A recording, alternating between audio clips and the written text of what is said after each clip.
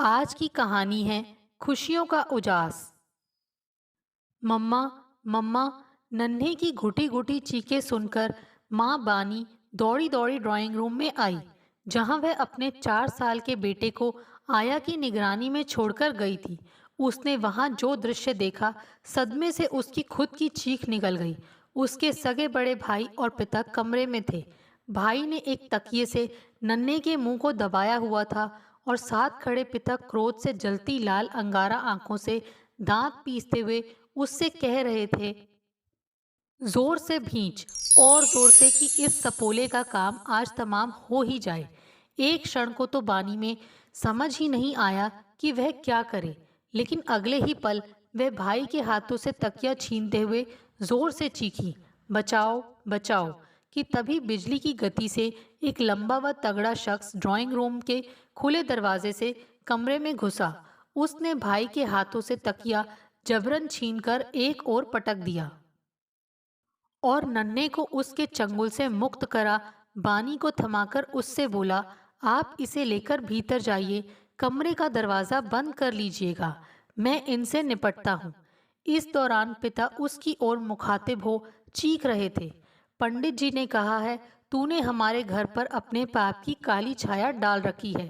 तेरी वजह से हमारा घर फल फूल नहीं रहा, मेरी नौकरी नहीं रही, इस बड़के की नौकरी भी बार बार चली जाती है, छुटकी का रिश्ता नहीं हो रहा।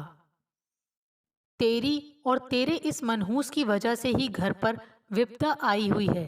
कुलक्षणी, वह खौफ और दहशत से थर थर कांपती हुई रोते गर्राते नन्हे को अपने धड़कते सीने से चिपकाए अंदर के कमरे में जाते जाते थोड़ा ठहर कर पिता पर रोती हुई गरजी, किसके कहने पर आप एक नन्हे से बच्चे की जान लेने चले आए? यह भी नहीं सोचा कि यह आपका अपना खून है।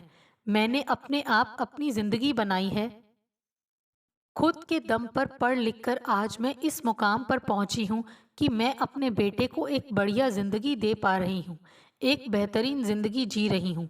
और आप कहते हैं मेरे पाप की काली छाया आप लोगों पर पड़ रही है। आपकी परेशानियों का कारण मैं नहीं, आप खुद हैं। आप और भैया को अपने दोस्तों के साथ अड्डेबाजी और गांजे से फुर्सत मिले, तब तो आप लोग किसी नौकरी में टिकेंगे। आप दोनों का काहिलपना आपकी समस्या की वजह है, ना कि इतनी दूर बैठी मैं। यह कहकर उसने कमरे में घुसकर दरवाजा अंदर बंद कर लिया और नन्हे को बेतहाशा चूमती हुई अर्धविक्षिप्त सी आंसू बहाती मुंह ही मुंह से बुदबुदाई, मेरा बेटा, मेरा सोना, मेरा राजा, आज अगर वह लड़का समय पर नहीं आता तो क्या होता? तुझे कुछ हो जाता तो मैं कहीं की न रहती। बाहर से उस युवक और भाई के बीच हाथापाई की आवाजें आ रही थीं। पिता गुस्से में उस युवक पर गरज रहे थे, तू होता कौन है हमारे निजी मामलों में टांग अड़ाने वाला? यह मेरी बेटी है, मैं चाहे जो करूं। उधर शायद एक बार को उसका भाई उस युवक की गिरफ्त से छूट उसके बंद कमरे के दरवाजे को पीटने लगा, लेकिन शायद तभी उस युवक ने फिर से उसे काबू कर लिया। करीब 10 मिनट तक पिता का चीखना चिल्लाना जारी रहा। बानी पत्ते की तरह थर थर कांपती, तेजी से धड़कते दिल के साथ नन्हे को कलेजे से चिपकाए बैठी थी कि तभी उसने सुना वह युवक तेज आवाज में पापा को धमका रहा था, आप दोनों यहाँ से फौरन नहीं गए तो मुझे मजबूरन 100 नंबर डायल करना पड़ेगा। इसीलिए बेहतर यही होगा कि आप दोनों यहाँ से फौरन चले जाएं। यह मत समझिए कि वे अकेली हैं, मैं यहाँ जस्ट बगल वाले फ्लैट में रहता हूँ, इसीलिए अगली बार यहाँ पैर रखने से पहले 10 बार सोच लीजिएगा। अगर आप लोगों ने फिर से इन्हें या बच्चे को नुकसान पहुंचाने की कोशिश की तो मैं आपके खिलाफ पुलिस में रिपोर्ट दर्ज करवाने में बिल्कुल नहीं हिचकूंगा। आप इनके पिता हैं, उसका लिहाज कर मैं अब कुछ नहीं कह रहा। कुछ ही देर में बाहर सन्नाटा छा गया। शायद पिता और भाई चले गए थे, तभी उस युवक ने उसका दरवाज़ा खटखटाया। दरवाज़ा खोलिए, वे लोग चले गए हैं। डरी सहमी बैठी बानी ने अपनी गोद में सोए नन्हे को पलंग पर लिटा दिया और उठकर दरवाजा खोला। आप एन समय पर नहीं आते तो आज अनर्थ हो जाता। मैं आपका किन शब्दों में शुक्रिया अदा करूं, मेरे पास शब्द नहीं हैं। Thank you so very much. उसने हाथ जोड़ते हुए उस युवक से कहा, आप बगल वाले फ्लैट में रहते हैं। मैंने आपको पहले तो कभी नहीं देखा। जी, मैं पिछले हफ्ते ही मुंबई से ट्रांसफ़र होकर यहाँ आया हूँ। मैं उमंग हूँ, एक डॉक्टर हूँ। आपका गुड नेम प्लीज़। मैं बानी हूँ। आप क्या करती हैं बानी जी? जी, मैं अभिज्ञान यूनिवर्सिटी में मैथ्स की लेक्चरर हूँ। लेक्चरर? ओह, ओके। चलिए बानी जी, मैं अपने बाहर के कमरे में खिड़की के पास ही बैठता हूँ। रात को वहीं सोऊंगा भी। कभी भी आधी रात को कोई ज़रूरत हो तो आप बेहिचक एक मिस्ड कॉल दे दीजिएगा, मैं हाजिर हो जाऊंगा। वैसे तो अब वे लोग दोबारा आने की ज़रूरत नहीं करेंगे, फिर भी आप मेरा नंबर ले लीजिए। जी, एक बार फिर से आपका बहुत बहुत शुक्रिया डॉक्टर उमंग। अरे हम पड़ोसी हैं, इन शुक्रिया और थैंक्स के चक्कर में मत पड़िए। चलिए दरवाज़ा ठीक से बंद कर लीजिएगा। जी, बहुत अच्छा। उस रात बानी को बहुत देर तक नींद नहीं आई। नन्हे को सीने से लगाए कब बरबस उसके जहन में बीते दिनों की मीठी कसैली यादों की गिरहें एक एक कर खुलने लगीं। उसे एहसास तक न हुआ वह एक निम्न मध्य वर्गीय परिवार में कट्टर पुरातनपंथी मान्यताओं वाले अल्प शिक्षित माता पिता की बेटी थी। उसका एक बड़ा भाई और एक छोटी बहन थी। पिता निठल्ले स्वभाव के थे, कहीं टिककर नौकरी नहीं करते। काम के बजाय यारी दोस्ती और गांजे का नशा करने में उनका मन ज्यादा रमता। आए दिन नौकरी छोड़ देते। घर में हर वक्त तंगी ही रहती। सो घर खर्च चलाने के लिए माँ लोगों के घरों में खाना बनाती। माँ और पिता दोनों सुबह जल्दी घर से निकलते और देर रात घर में घुसते। उपयुक्त नियंत्रण और मार्गदर्शन के अभाव में उनकी बड़ी संतान, उनका एकमात्र बेटा, ज्यादा नहीं पढ़ पाया। उसने 10वीं के बाद पढ़ाई छोड़ दी। वह साड़ियों के एक शोरूम में काम करने लगा। वह शुरू से ही कुशाग्र बुद्धि थी, हमेशा पढ़ाई में अच्छे परिणाम देती और सीढ़ी दर सीढ़ी आगे बढ़ती गई। अपनी कड़ी मेहनत के दम पर उसने मैथ्स जैसे कठिन विषय में एमएससी कर नेट की प्रतियोगिता परीक्षा भी उत्तीर्ण कर ली और पीएचडी पूरी कर स्थानीय यूनिवर्सिटी में लेक्चरर बन गई। नन्हे के पिता पार्थ से उसकी मुलाकात उसी कॉलेज में हुई। वह उससे लगभग 3 साल सीनियर था। वह भी यूनिवर्सिटी के मैथ्स डिपार्टमेंट में ही लेक्चरर था। कॉलेज के स्टाफ रूम में बानी की टेबल पार्थ की टेबल के साथ ही लगी हुई थी। सो दिन भर साथ उठते बैठते दोनों बहुत अच्छे दोस्त बन गए। इतने कि घर जाकर भी दोनों एक आध बार एक दूसरे से बात किए बिना नहीं रहते। उनके प्रेम का बिरवा उनकी प्रगाढ़ दोस्ती की माटी में फूटा। वह यह सब सोच ही रही थी कि तभी घर के बाहर गली के चौकीदार के डंडे की खटखटाहट उसे सुनाई दी। उसके सीने से चिपका नन्हे कुनमुनाया। गले में उमड़ती रुलाई के साथ बानी ने सोचा, उफ, पार्थ तुम कहाँ चले गए अपनी बानी को छोड़कर। और वह फिर से एक बार पार्थ के साथ बिताए हंसी दिनों की मीठी यादों के प्रवाह में डूबने उतराने लगी। उस दिन वह और पार्थ कॉलेज की लाइब्रेरी के लिए मैथ्स की कुछ किताबें खरीदने एक बुक एग्जीबिशन में आए थे। किताबें खरीदने के बाद पार्थ उसे एग्जीबिशन ग्राउंड के साथ लगे पार्क में ले गया, जहां पार्क के एक सूने कोने में रंग बिरंगे गुलाब के पौधों के बीच लगी बेंच पर बैठ उसे एक सुर्ख गुलाब का खूबसूरत फूल तोड़कर उसे थमाते हुए अनायास उसने उससे कहा, बानी, हम दोनों बहुत अच्छे दोस्त बन गए हैं। तुम्हारे बिना जीने की सोच ही मुझे घबराहट से भर देती है। घर पर भी तुमसे बात करने की इच्छा होती रहती है। मन करता है तुम हर लम्हा मेरी आंखों के सामने रहो। अब मैं अपनी जिंदगी का हर पल तुम्हारे साथ बिताना चाहता हूँ। जिंदगी का आखिरी सांस तक तुम्हारे साथ रहना चाहता हूँ। मुझे रोमांटिक फिल्मी बातें करना नहीं आता। सीधे सादे शब्दों में तुमसे पूछ रहा हूँ, मुझसे शादी करोगी? इतने दिनों की करीबी से बानी भी पार्थ को बेहद पसंद करने लगी थी। सो उसने एक सल मुस्कान के साथ उसे इस विवाह प्रस्ताव के जवाब में अपनी सहमति दे दी। दोनों के प्यार की दास्तां रफ्ता रफ्ता आगे बढ़ चली। उसे आज तक अच्छी तरह से याद है, उस दिन उसने अपनी माँ और पिता को पार्थ से अपनी शादी करने की इच्छा के बारे में बताया, लेकिन उसकी अपेक्षा के विपरीत माँ और पापा उसके एक विजातीय लड़के से विवाह की इच्छा पर बुरी तरह भड़क गए। उसके माता पिता दोनों ही बेहद पुराने रूढ़िवादी ख्यालों के थे। उन्हें अपनी बेटी का हाथ किसी अयोग्य अल्प शिक्षित सजातीय पात्र के हाथ में देना मंजूर था, लेकिन पार्थ जैसे सुशिक्षित सुयोग्य मगर विजातीय पात्र के हाथ में देना गवारा नहीं था। बानी को एहसास था कि उसकी जाति में उस जैसी निम्न मध्य वर्गीय व अल्प शिक्षित परिवार की लड़की को पार्थ जैसा योग्य एवं उच्च शिक्षित मैच मिलना मुश्किल ही नहीं असंभव था। सो उसने बहुत सोच विचार कर घर वालों की मर्जी के खिलाफ जाकर पार्थ को अपना जीवन साथी बनाने का फैसला ले लिया। एक दिन घर वालों को बिना बताए उसने कुछ करीबी दोस्तों के समक्ष एक दूसरे को अंगूठी पहनाकर सगाई कर ली। फिर 5 माह बाद कोर्ट मैरिज करने के लिए औपचारिक कार्यवाही भी कर डाली। लेकिन यदि कुदरती और इंसानी मंशाओं की मंजिल एक होती तो दुर्भाग्य जैसी आपदा का वजूद न होता। उन दिनों कोविड की बीमारी का प्रकोप चल रहा था। पार्थ को कोविड का भयंकर संक्रमण हुआ। पार्थ ने लापरवाही में शुरुआत में ही कोविड का इलाज किसी योग्य डॉक्टर से नहीं करवाया। उसकी बीमारी बिगड़ती गई और जब तक उसके घर वाले चेते, उसकी बीमारी भयावह रूप लेते हुए उसके सभी अंगों को प्रभावित कर चुकी थी। लगभग 20 दिनों तक कोविड से जूझने के बाद वह अपनी अंतिम यात्रा पर निकल पड़ा। भाग्य का खेल। उसकी मौत के बाद बानी को पता चला कि पार्थ का अंश उसकी कोख में पल रहा था। बानी की दुनिया उलट पुलट हो गई। उसके पांव तले जमीन न रही। कोविड के प्रकोप के बाद पूरे देश में कंप्लीट लॉकडाउन चल रहा था।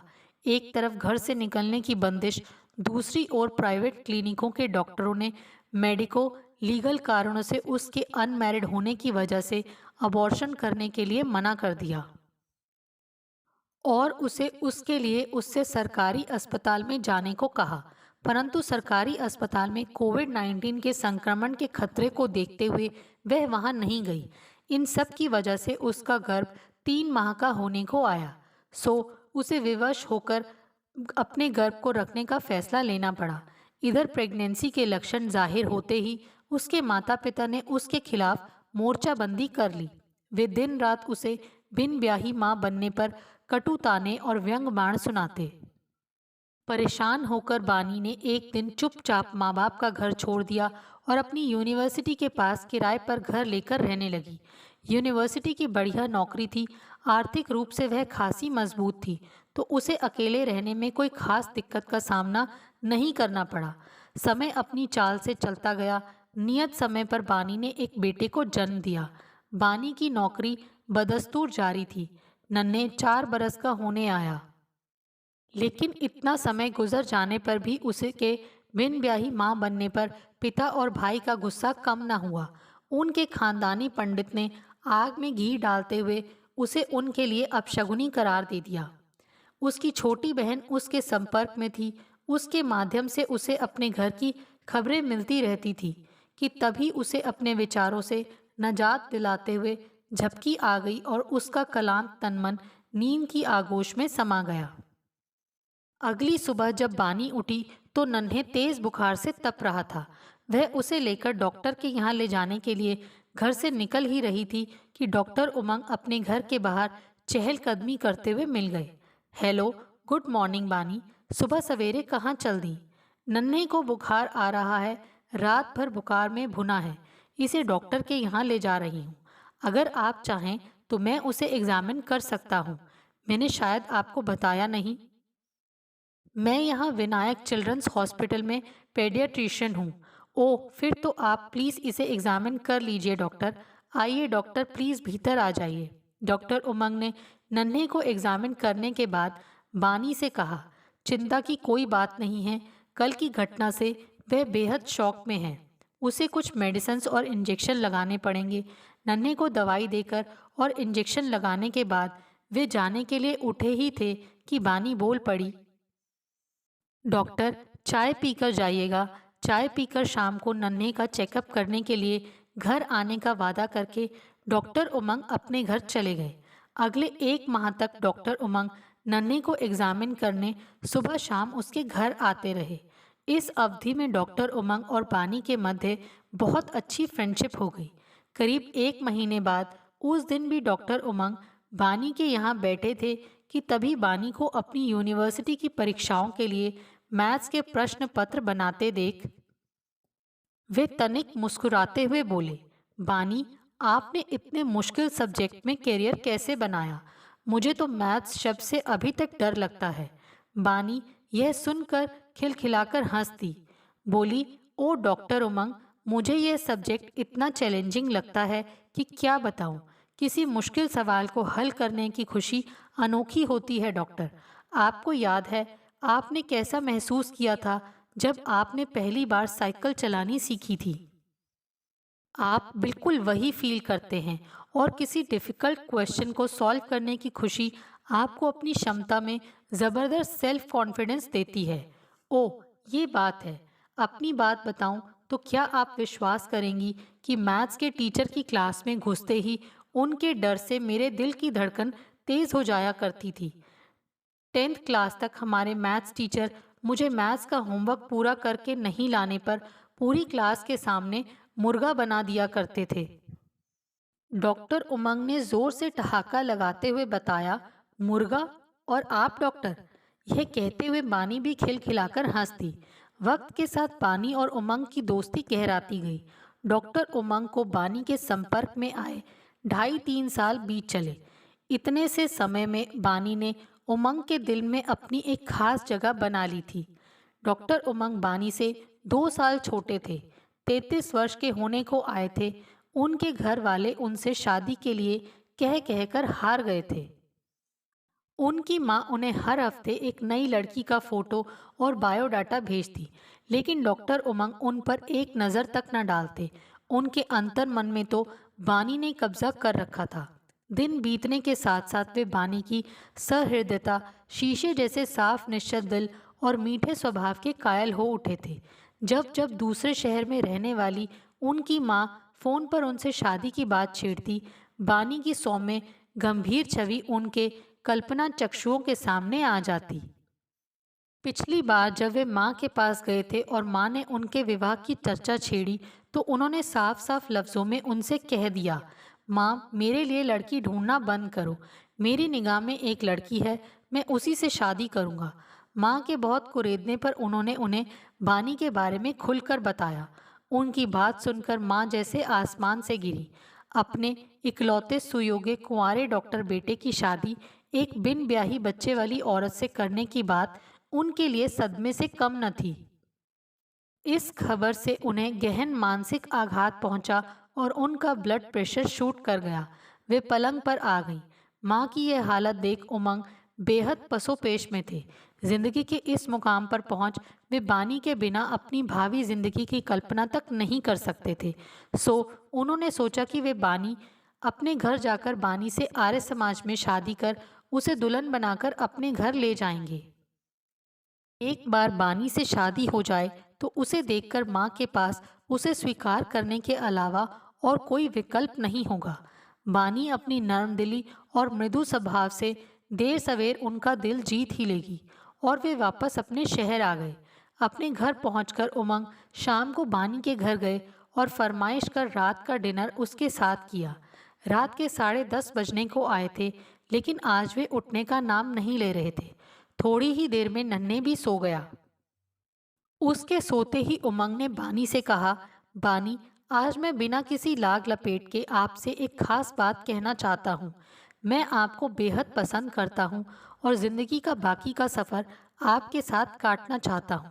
मेरी माँ सख्त बीमार हैं, उनकी वजह से ही मैं ये शादी इतनी जल्दी करना चाहता हूँ। मैं कल या ज़्यादा से ज़्यादा परसों आर्य समाज में आपसे शादी करना चाहता हूँ। एक बार यह शादी हो जाए तो माँ को हमारे इस रिश्ते को एक्सेप्ट करना ही होगा। उमंग के इस प्रस्ताव से हतप्रभ बानी उमंग से बोली, यह आप क्या कह रहे हैं उमंग? शादी आपसे, और वह भी कल या परसों? हाँ, कल या परसों। माँ बिस्तर पर है, लेकिन मुझे पूरा यकीन है कि आपको बहू के रूप में देखकर वह फिर से हिरण हो उठेंगी। उमंग, आपने तो मुझे दुविधा में डाल दिया। मेरा पास्ट जानकर भी क्या वे मुझे एक्सेप्ट कर लेंगी? नहीं, नहीं, मैं आपसे शादी करने की सोच भी नहीं सकती। चलिए, मैं आपकी दुविधा आसान कर देता हूँ। आप मुझे यह बताइए, क्या आप किसी भी वजह से मुझे नापसंद करती हैं? नहीं, नहीं उमंग, आप इतने अच्छे हैं, आपको नापसंद करने का तो कोई सवाल ही नहीं पैदा होता। तो फिर दिक्कत क्या है? मेरा पास्ट, आपसे 2 साल बड़ी हूँ, ऊपर से एक बच्चे की बिन ब्याही माँ भी। तो क्या हुआ? आप दोनों की सगाई हो चुकी थी और आप दोनों शादी करने वाले थे। अब अगर आपके भावी पति की मौत हो गई तो इसमें आपका क्या कसूर? नहीं, नहीं उमंग, अभी भावनाओं में बहकर आप मेरा हाथ थाम लेंगे, लेकिन वक्त के साथ जब हमारे अपने बच्चे होंगे तो शायद आप नन्हे को अपने बच्चे जैसा प्यार नहीं कर पाएंगे। ओ बानी, इन फिजूल की आशंकाओं के चलते मेरा दिल मत तोड़िए। उमंग, यह फिजूल की शंकाएं नहीं, वरन प्रैक्टिकल रियलिटी है जिससे आप मुंह मोड़ रहे हैं। बानी, अब आप और नन्हे मेरी लाइफ का एक हिस्सा बन चुके हो। मैं आप दोनों के बिना जीने की सोच तक नहीं सकता। चलिए, एक बात बताइए, क्या आप अब मेरे बिना जी सकती हैं? बताइए बानी। उधर माँ का ब्लड प्रेशर खतरनाक तरीके से हाई हुआ पड़ा है। मुझे आपका निर्णय सुनना है। इतने वर्षों तक हमने साथ साथ जिंदगी की हर परिस्थिति का मुकाबला साथ मिलकर किया है। क्या आपकी जिंदगी में मेरी कोई अहमियत नहीं? बताइए बानी। इस बार उमंग ने तनिक आवेश में आते हुए बानी के कंधों को झकझोरते हुए उससे पूछा। उमंग, मेरी जिंदगी में आपकी बहुत अहमियत है। आपने हर कदम पर मेरा बेशर्त साथ दिया है। लेकिन लोग तो यही कहेंगे ना कि एक बिन ब्याही माँ ने अपने से छोटी उम्र के कुंवारे डॉक्टर को फांस लिया। दुनिया 10 बातें बनाएगी। अगर ऐसा है तो मुझ पर यकीन रखिए, मुझसे शादी के बाद कोई आपसे कुछ भी उल्टा सीधा कहने की जरूरत ना करेगा। चलिए तो बानी, हम कल ही आर्य समाज में शादी कर रहे हैं, ठीक है ना? उमंग ने बेहद अधीरता से बानी से कहा। मुझे थोड़ा वक्त चाहिए उमंग, मैं अपनी हाँ या ना आपको मैसेज कर दूंगी। ओ पानी, क्यों इतना सोच रही हैं? बिना बात के आप इतना परेशान हो रही हैं। आपको बस हाँ भर कहने की देर है। निश्चिंत रहिए और सब बातें मैं संभाल लूंगा। मेरा यकीन करिए बानी, आपको कोई कुछ नहीं कहेगा। यह कहते हुए उमंग ने बानी के दोनों हाथ थाम लिए और उससे बोला, क्या आपको मुझ पर विश्वास नहीं है? मुझ पर भरोसा रखिए, मैं आपको बेहद चाहने लगा हूँ। मैं किसी और के साथ जिंदगी गुजारने की सोच नहीं सकता। हाँ कह दीजिए बानी, प्लीज आई बेग यू। आपने हाँ नहीं की तो मैं मर जाऊंगा। यह सुन बानी ने नम आंखों से उमंग के होठों पर अपना हाथ रख दिया। उमंग ने बानी की हथेली हौले से चूम ली। खुशियों के उजास से दोनों के चेहरे दमक उठे। दोस्तों, आपको हमारी ये कहानी कैसे लगी? प्लीज़ कमेंट्स करके बताइए। Thanks for watching this video.